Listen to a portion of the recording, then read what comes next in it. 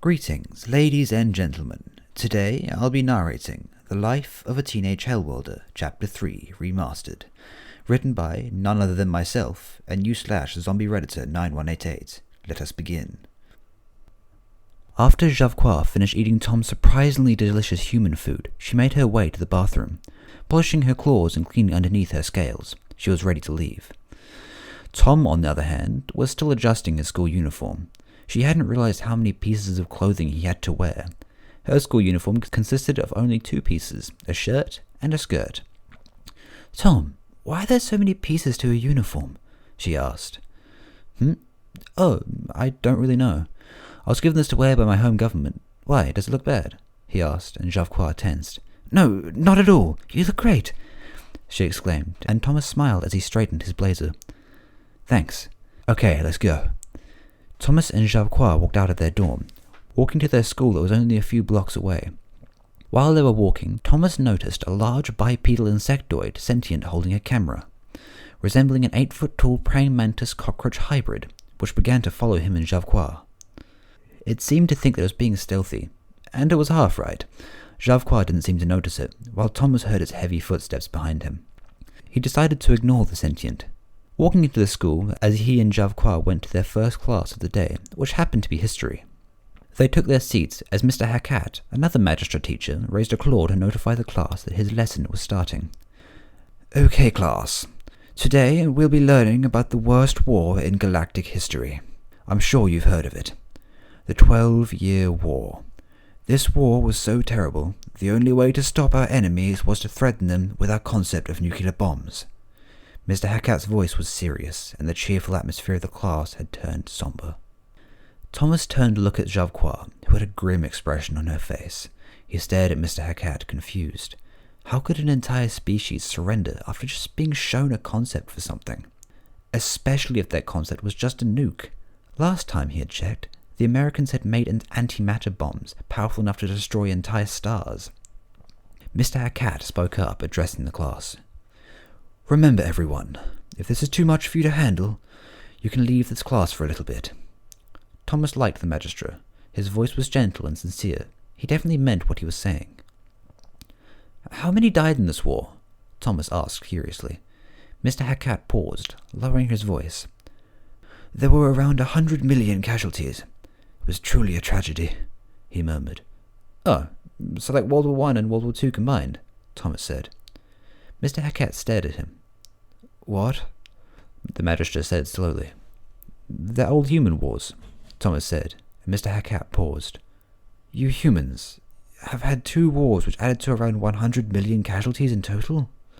Mr. Hackett said slowly. "Yeah," Thomas answered, and he heard soft thuds and thumps. He looked around to see that several of his classmates had fainted, and he stared at Mr. Hackett, who was clutching his desk. Who are you fighting?" The magistrate's feathers were ruffled, and Thomas scratched his head. "Ourselves?" Thomas answered, and even more of his class fainted. How long did these wars last?" Mr. Hackett breathed, and Thomas paused to think. "Around 10 years in total, within 20 years of each other."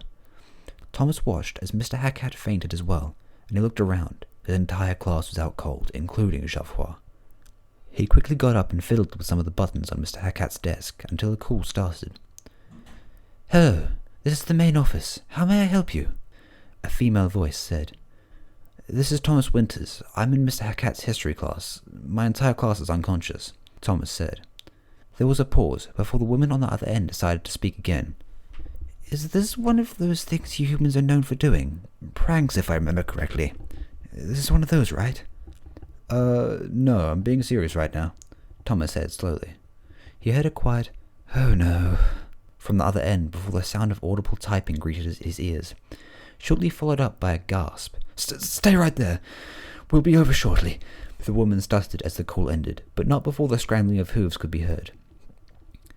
Barely even 5 minutes later, around 20 nurses arrived, all of them gasping and panting, most likely thanks to their sprint from the other side of the high school. After what seemed like hours of questioning from members of the school staff, most of it just him proving that he hadn't done it on purpose, he was finally released. It would have been shorter if he hadn't had to hear the same questions multiple times by every member of the present staff. Sighing to himself, Tom decided to wait around until he would be allowed to check up on Javquois. He ended up wandering around the school, trying to memorize the landmarks and other fascinating structures and furniture, whatever caught his eye. Another thing that caught his eye was the abundance of students staring at him. Whenever he would look their way, they'd try to act as if they hadn't. It reminded him of that one insectoid he had noticed before class. He decided to walk around some more, to see if the insect he had noticed previously was following him. Even if it turned out to just be a coincidence, it would still sedate his boredom for a while. Or at least until Javquois' eventual awakening. Valis had no idea what to think of this human, or whatever it was supposed to be called.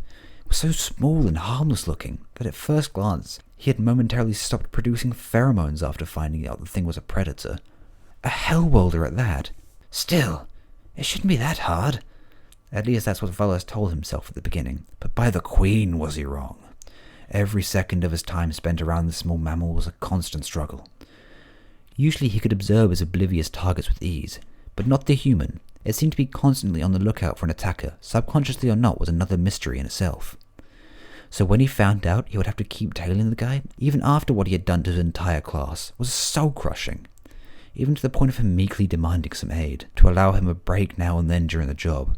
The human had taken out his entire class, 20 other students and his teacher. Valis trembled. He had to find the human again, who was Queen nowhere. He straightened his antennae and body, determined. He had a job to do, and Valis turned a corner and spotted the human a couple feet away. And Valis promptly ran in the opposite direction. Well, it seems that's the end of the narration. I hope you all enjoyed and have a lovely day.